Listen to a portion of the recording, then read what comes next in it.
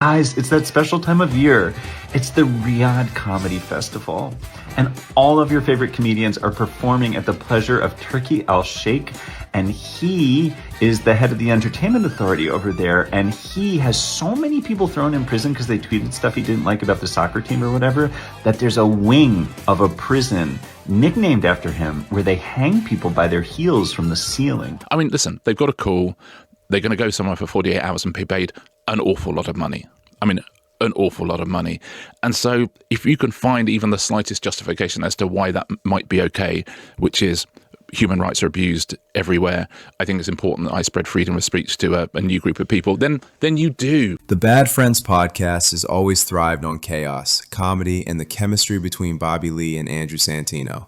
It's built a fan base that loves the unfiltered, messy humor, the off-the-cuff tangents, and the occasional absurd argument that spirals into hilarious nonsense.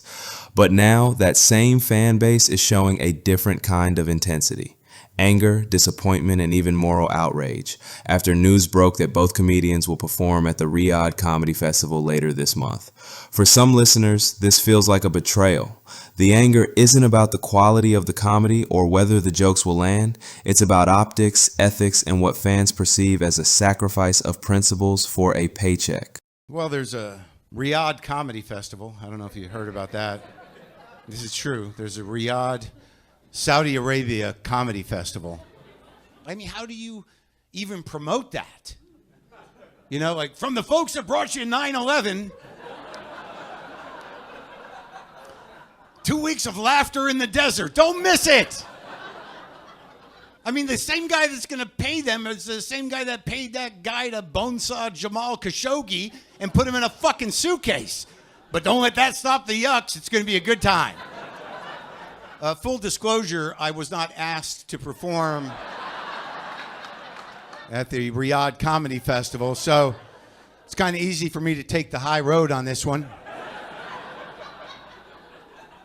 Easy to maintain your integrity when no one's offering to buy it out, you know. Saudi Arabia, while investing heavily in entertainment and bringing international acts to the kingdom, has been criticized for its human rights record, and performing there is, for some fans, a moral line.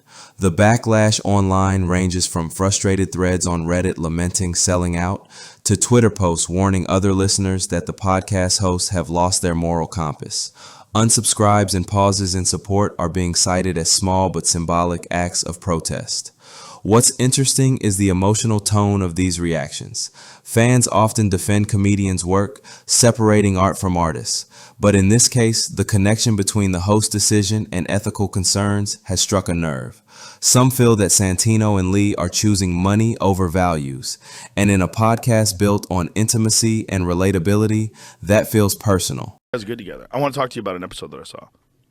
But you having to go to Israel. Was that on that or was that somewhere else? Yeah, it was that. What was that like? Tell me what happened. Do you not want to talk about I it? can do it. Because I'm not saying anything that's like wrong. It's just something that happened. You know, I got a call and they're flying out a bunch of comedians and actors and it's a free trip. And I go, why? I don't know. They just want to show us the country and their culture. And you get nice hotels, free meals, and you get a tour of like... Are you not performing? No. Nothing. Okay. So I went there with Jamie Chung, Brian Greenberg, they're actors. I just said, Israel's great. They're beautiful people. You know what I mean?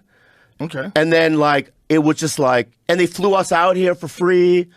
And then you would just get 1,000 like, you know what I mean? That were like, you know, Palestinian, you know. Oh. And going, you you know, and just, it was like negative. And there was these gigantic wars that would go on in the comment section. Oh boy.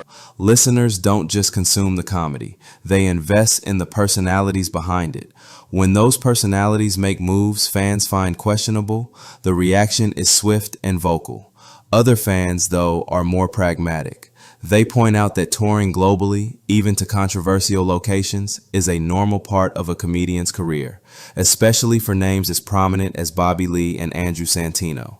They argue that the backlash may exaggerate the moral compromise and that refusing lucrative gigs doesn't always equate to integrity. They were asking me to go to the Middle East soon. What? Where? Why?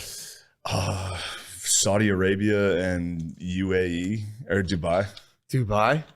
I think I'm gonna pass. Yeah. For the troops? Is it for the troops? Not for the troops. It's for the Saudis. For the Saudi princes? Yeah, and everyone's like, yeah, you should do it. Everyone's doing it. It's like, for Saudis? Yeah. Weren't those the 9/11 guys? So I thought. Aren't they exactly the 9/11 guys? It was Iran, wasn't it? In the end, the situation highlights the unique dynamic of fan loyalty in the age of podcasts. The intimacy of Bad Friends creates a sense of personal connection, but that connection comes with expectations. Fans feel empowered to call out perceived compromises, and for many, supporting the show is no longer just about laughs, it's about aligning with the values they believe the hosts represent.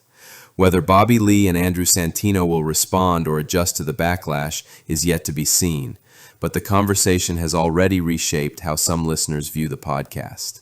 For now, the fan base is in a state of conflict. Part loves the content, part questions the choices, and part is quietly hitting unsubscribe while muttering about morality and comedy in the same breath. It's a messy, ironic twist. A show that thrives on chaos is now at the center of chaos created by its own fans' moral outrage.